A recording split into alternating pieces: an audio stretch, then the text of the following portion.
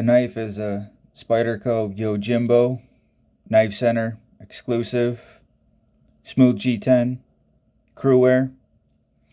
I was on the fence of buying this knife for the simple fact is I'm not exactly sure what edge finish that I would actually get the most enjoyment out of this knife. Now, years ago when I was contemplating doing a YouTube channel, I wanted to do something that was completely different than everybody else. You see a lot of knife reviewers saying what it is, repeating all the specs that you could find off of most distributors. I'd like to explain at least my thought process in how I enjoy my knives and what I go through to, I don't know, get the biggest bang for my bucks. Now, the steel itself is Crewwear. Usually Crewwear, in my experience, holds its front edge sharpness a lot better than most other steels. It works perfectly fine on ceramic waterstones, silicon carbide. Now, the nature of this Wharncliffe and this handle design, I was not sure if I'd want something around an 800 grit or 1000 grit finish, or maybe I want something more toothy. This is a 400 Pride abrasive. Now, when I first get a brand new knife, I know a lot of people, they'll judge strictly by the factory edge and what performance they get out of it. I mean, it's just a starting point in my opinion. The first thing that I like to really check for when I start using my knife is pocket clip placement. Am I feeling a hot spot?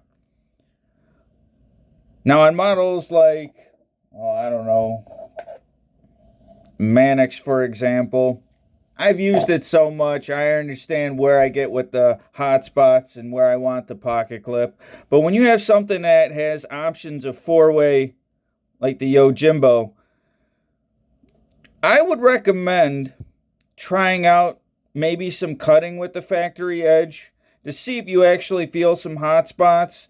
Now, some people are just going to cut cardboard. Now, that's fine. I understand that. But if I'm testing for hot spots in the beginning, I usually want something a little more challenging to actually cut through. I mean, last thing that I used on this guy was some coat hangers. I mean, I feel like that's accessible, that's plastic. You're able to actually cut through it with a respectful amount of force that will cause hot spots if the ergonomics are not that well inclined. The factory edge, obviously feel it. If you experience chipping or whatever, just realize that you did it at your own discretion. If you're worried about chipping or any kind of micro damage, because most of these are overheated, just cut it into the stone a couple of times, reset another apex on there. The edge will be much stronger than the factory edge. I mean, don't judge a steel by the factory edge. Judge it by what you actually get off of your own edges. And instead of comparing yourself to other people, just compare yourself to what you see on your own. Now, another great thing about cutting into something, I choose dense plastic, sometimes wood, is to really feel how you actually like cutting with the knife. I mean, you look at videos of people that are just holding it and it's just like, well, I mean, if you're cutting up envelopes and junk mail, you really don't need to. Ergonomics, how can you make claims on ergonomics if you're not even testing the ergonomics? How are people going to make claims about the steel and how this actually performs better than this when, geometry is obviously a key factor, but when I test and when I evaluate steels, I try to judge just the apex itself. Now, what I decided on was I decided that my first edge, or my first trial to actually enjoy this knife, I'm going to go with the 400 grit Pride abrasive. upside down.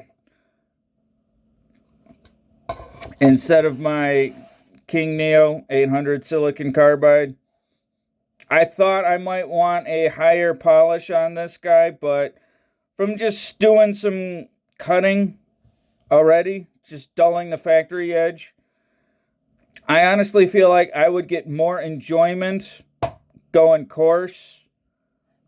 But I may even try going to this one later on, but that's my methodology to enjoy whatever knife I get.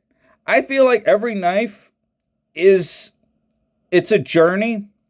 Every knife has its story, and I think exploring different edge finishes. Now, I could talk about Cruwear and what I've seen on other models and how well it's actually performed for me, but that just goes with experience. Anybody who's new to the hobby, who's starting out, trying out the different steels, playing around with, I don't know, even stuff like H1 over here, I recommend just experimenting and trying out other stuff, because sometimes you might get an edge that lasts longer, but you don't like how it cuts. And sometimes you'll get a knife, or an edge, I should say, that's more toothy, that you want that high polish on, but how it actually breaks down fits better for you. I mean, S30V, in my opinion, I love it on the PM2, putting a good 400 grit edge on something like that. I don't like the silicon carbide on there. I don't like taking it to a mirror polish. Other people do. That's what they enjoy. Not knocking them. They've tried it out, what works for them. But something like this, I'm fine with the ergonomics. I didn't find any hot spots when I was cutting through that coat hanger. I don't know, I cut some cardboard and some coat hangers. I don't know how many cuts I actually did, but I didn't feel any real hot spots in use, which, in my opinion, works out for me. Now, when you see reviewers talking about ergonomics, I have to question, what exactly were they testing to actually determine how ergonomic the knife actually feels? And I understand there's people that have much bigger hands than me. I mean, I know people that are 6'8", 6'10", huge paws. I mean, they dwarf everybody around them. And their hand size is going to be completely different than mine. But if I'm making claims that this knife worked out ergonomically for me, it's like, well, what did you cut? I think there should be a cutting standard when it comes to ergonomics. Whether it's a plastic coat hanger or a dowel rod or even a wooden ruler. Just something that viewers can actually say, you know what? I may not have the same hand size. I may not feel the same way about him, but I respect this person's opinion when they making blanket statements on ergonomics. That's my thoughts on this knife so far. I've only dulled the factory edge. I honestly feel like each knife that I own, I want to put about 10 edges on there to actually start getting my money's worth. That's why a lot of knives that I have, they're approaching that. Some knives I actually enjoy testing more than actually carrying, just to see what the steel actually is performing. That's my thoughts. Hope you enjoyed it.